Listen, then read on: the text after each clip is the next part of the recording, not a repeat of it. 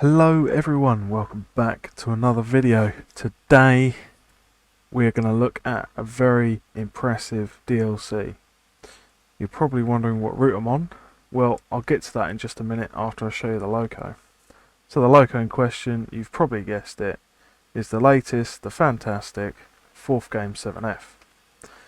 So, I'll just roll this absolute unit of an engine out the shed and I'll show you around it.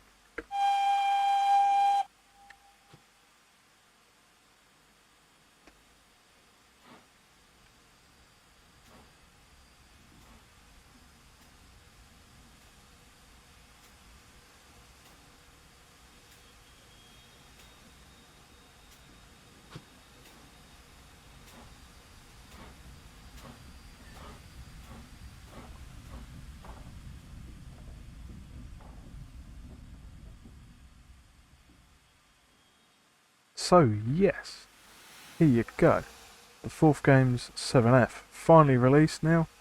Yeah, as you know, on the channel I have reviewed 4th games before, which was the rather quaint little Y6, I believe. It was a brilliant loco, full of detail and absolutely full of stuff that the player could do. And it's the same with this, except it's a bigger engine, more powerful, and there's so much to do. Loads of customization options and quirky little liveries such as this. I quite like it in BR green, if I'm honest, but you do get every single variant and detail and whatever. You get the long boiler, not long boilers, you get the small boilers and the large boilers. I've gone for the small boiler because just personal preference really. But yeah, as always, 4th games have gone to a very high standard of detail, as with every other locomotive they've made. This, I believe, is the 3rd loco that they have made. The first being the Y6, of course. The second was the box tank for the route released ages ago. I can't remember. I say recently or ages ago, I don't know. I can't remember what the name of it was. I was trying to think what it was called. I think there's a Salisbury line or something like that. Anyway, so before we hop into the cab, I thought I'd just show you some interesting bits on the loco. Everything's animated, so if I move the reverser, you can see that moving as well. It is brilliant. It's a lovely little detail. I think it's fantastic. Not just the reverser, of course. Brake blocks also move. It's really interesting. I've just noticed as well. They've even added the little pins to keep the nuts in on the connecting rods. That's attention to detail, that is.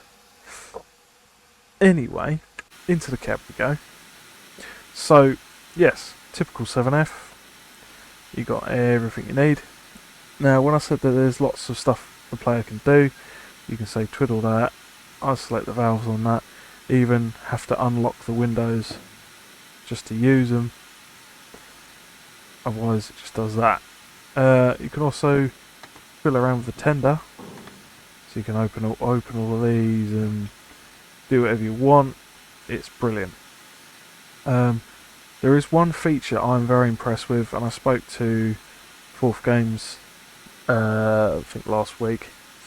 I quite like this feature. It's a new feature that's specifically distinctive to his DLC. So it's called the walk around feature, as you've probably seen on the little short videos that he's been posting recently. So if you hold shift and use A, W, S and D, you can actually walk around the cab, move the camera how you want. So you can just stand on the fireman's side even though you're driving it. You can even look out if you press Q and E. So I quite like this because it sort of gets rid of the old fashioned, oh, you got to press the arrow keys just to look around the cab, and you don't like the position, you just move the camera around. I love that. That is brilliant. With these, I just have my head out the window and just do drive like that now. So yeah, that is a brilliant feature that's been put into the game now. What else to show you, really? Oh yes, another thing I was talking to Fourth Games about was the brake. It caught me out when I first played with it. Instead of using the, I don't know what they're called, I'm not great with punctuation. Instead of using the hash key to put on the brakes, it takes them off. Instead of the double dot, it releases them. So they flip the controls around in terms of the way the handle is, which I quite like. Yeah, I don't know what else to show you. There's quite a lot of stuff here. Oh, the whistle. Love the whistle. So you get your traditional space bar. You get your B key or V key. There you go, for your shorts. But you can quill it as well.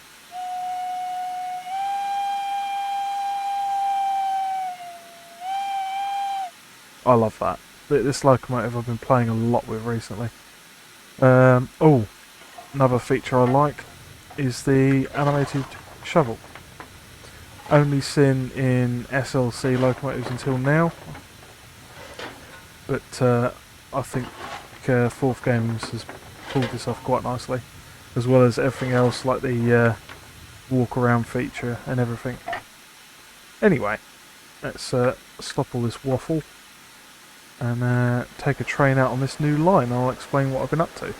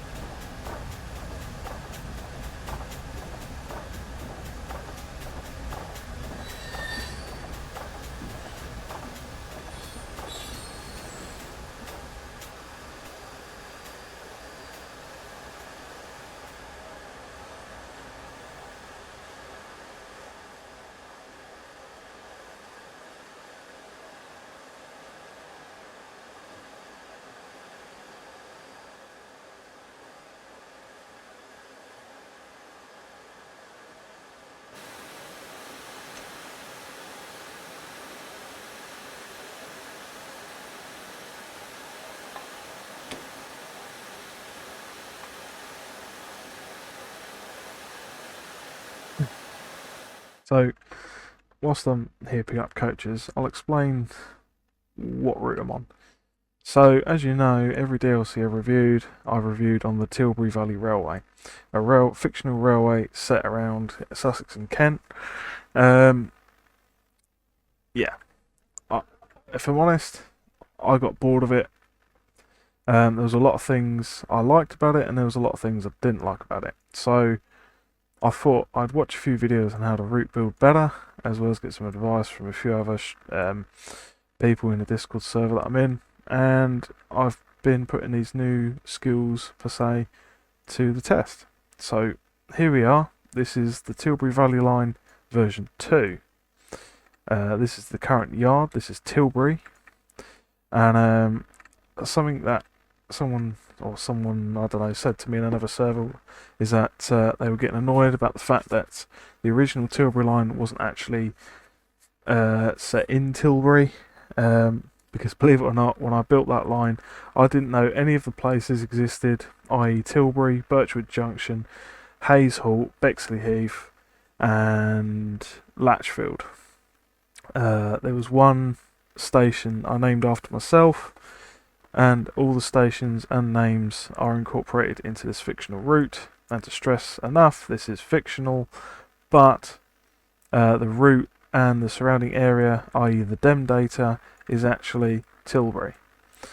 Where the station is here, this is Tilbury, a nice quaint little, it's going to be a seaside town. As you can see, I've got the sea over there. Where I set up the marker for the scenario, the actual Tilbury station is shooting off that way.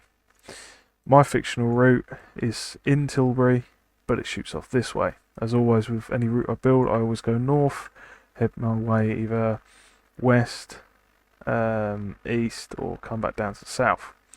So, yes, this is the new Tilbury line. As you can see, I've not done much down at Tilbury. I've done a lot of other bits on other bits of the line, mainly because I'm more better off at making track stations, yards and stuff, and not too good with the scenery side of things. So without further ado, I'm going to take this train from Tilbury Yard, or the carriage shed, and take it up to the scenerised section at Birchwood Junction, where I'll end the video, mainly because I want to do the later half of the line when there's a new locomotive coming out, and hopefully by that time it'll be scenerised and whatever. So, as always, sit back, relax, and enjoy this absolute fantastic locomotive from 4th Games. And I'll talk to you guys at the end of the video.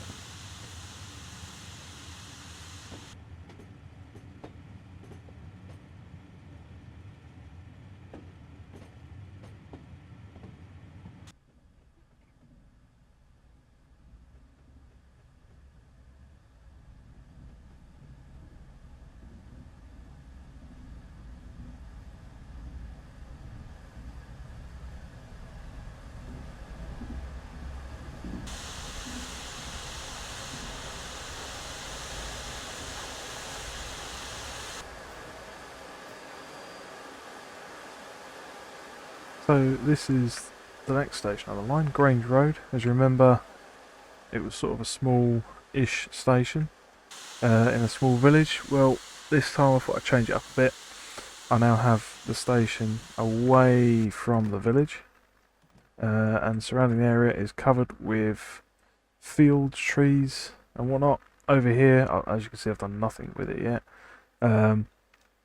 But I'm quite pleased with how this route is looking so far. It's quite a nice little countryside sort of station, really, off the beaten track per se. I will have to put in more. Well, obviously I have to put in a lot more detail to it, not just the station but the surrounding area. But yeah, I'm quite pleased with how this station's turned out. Anyway, on to the next station.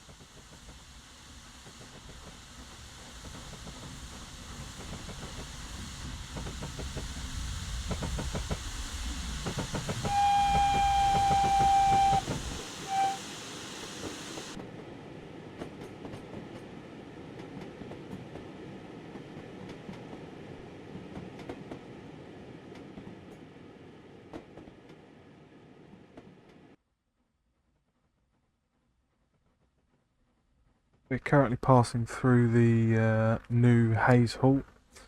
As you can see, there's some similarity to the old Hayes Hall. I quite like the way it was set out, but yeah, it's like the rest of the line. There's a lot more left to do. And if I'm honest, I think they get quite a good vantage point from the pub car park of the station and the train going over the bridge there. I'm speeding a little bit.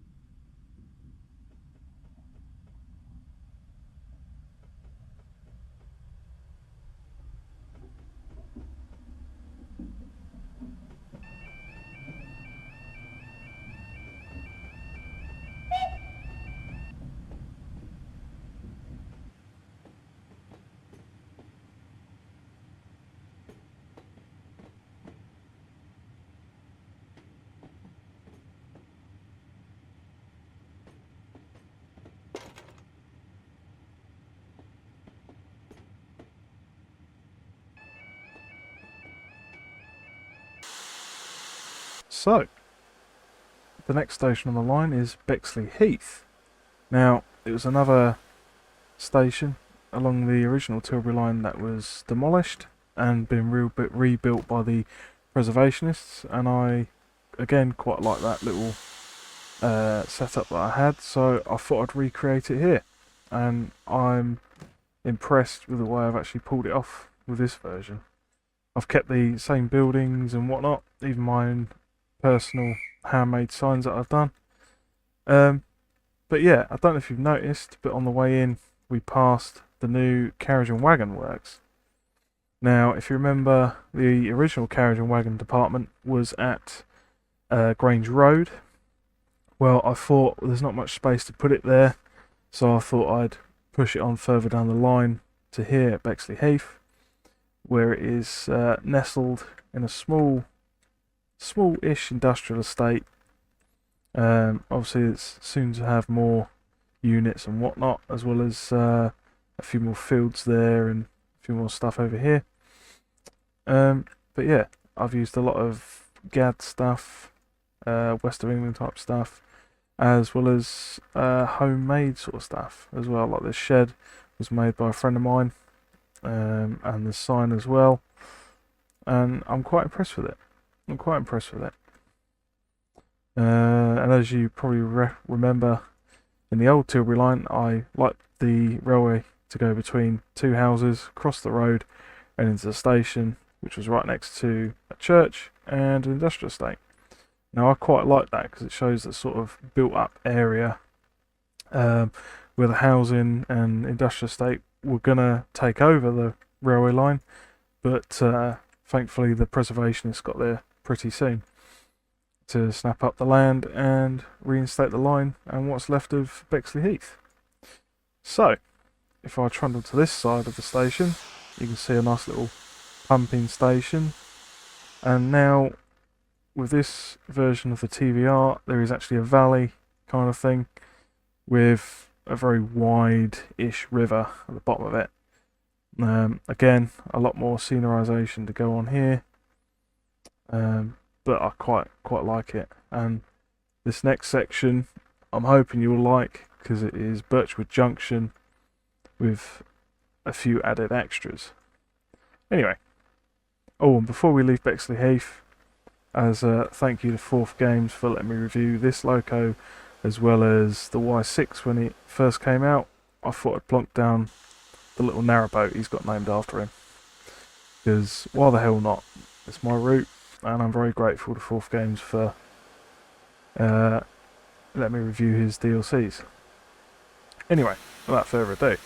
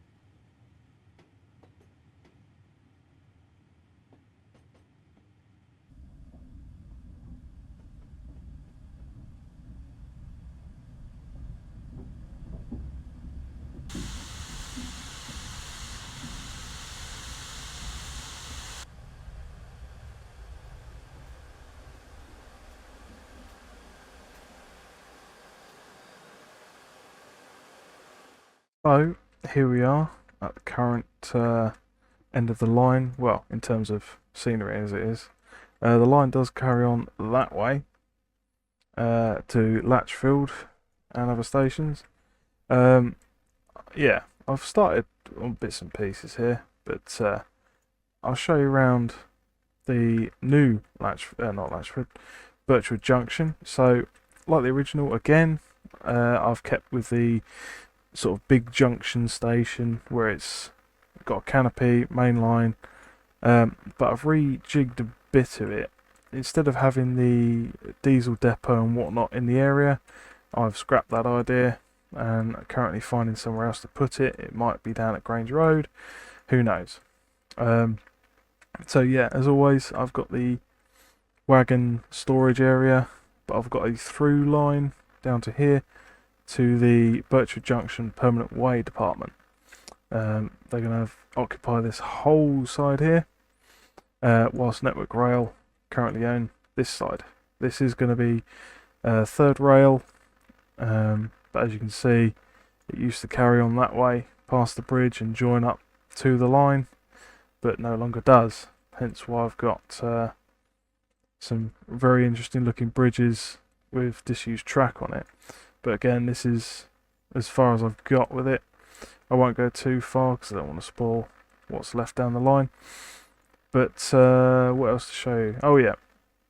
So the station's almost the same. So you've got the main line going off that way. But you probably noticed there's another section of track. Well, if I come down here, you can see it's coming off the main line, passing under a road bridge, down here, passing under my line, and into what looks like an industrial estate. Well, it is an industrial estate, but it is an old gasworks. And I thought I'd add this in mainly because I have the recent Wayside Works packets, which kind of inspired this disused little gasworks I've got down here. But it's going to be heavily industrialised with a few more units and whatnot put in and around here. But as you can see here, this is the link from the main line, so you can have your goods coming in, transfer it, do whatever you need to do, go out that way, or vice versa.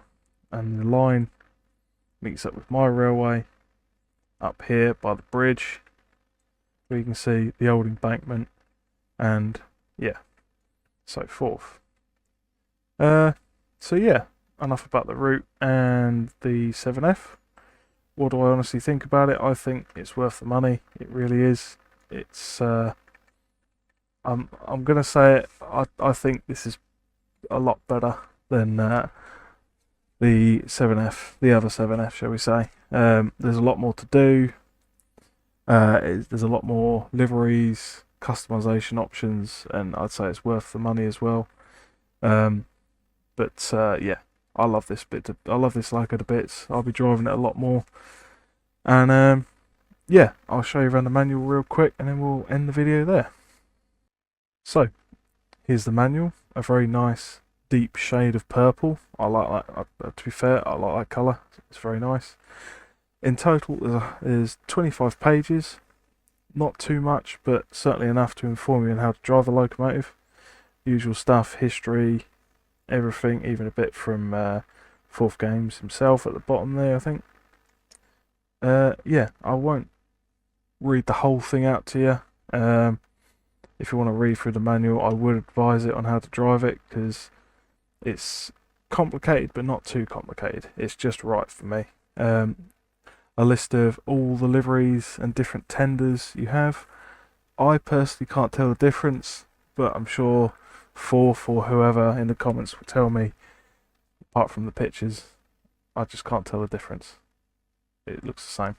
Anyway, oh yeah, here you go. Look at all this that you can do to it. And they have even provided a list, which is brilliant. I haven't actually figured out what all this stuff is yet. I haven't looked through it. I've just plonked a Loco down and done a review on it real quick. But looking at this, you can get different types. Okay, that's interesting. Running board details. Air brakes. Yep, you can have air brakes. Safety valve, builder's plate. that's it. Fair enough. I like that. It's brilliant. But yeah. Obviously, more liveries. I do like the photographic grey livery, and as it says there, it's a fictional one, as well as the Midland Railway red, and the blue as well, and the green. Can't forget the green. I don't know. I don't think the green's fictional, but I do like it. It's brilliant. And then obviously, yeah, you get coaches as well with it. I forgot about that. You do get coaches, as it says there, Forerunners coaches exclusive for the M7s. And again, you get a list of different liveries and whatnot, as well as wagons. Now, I do like the wagons. They're very highly detailed. They're quite quaint, but they suit the 7F quite well. And this I'm quite impressed by. It shows you a map of your keyboard, and it shows you in color coordinated style what each key does. It's brilliant. Yeah. But yeah, I'll leave you guys to read the manual, and yeah, I think it's worth the money. Definitely go out there and get it, and support Fourth Games. Anyway, I'm going to bring this video to a close. Thank you so much for watching. I hope you loved it. If you did, please give it a like. If you want to see more of my content, subscribe. And I will see you guys in the next video. Take it easy then. Bye.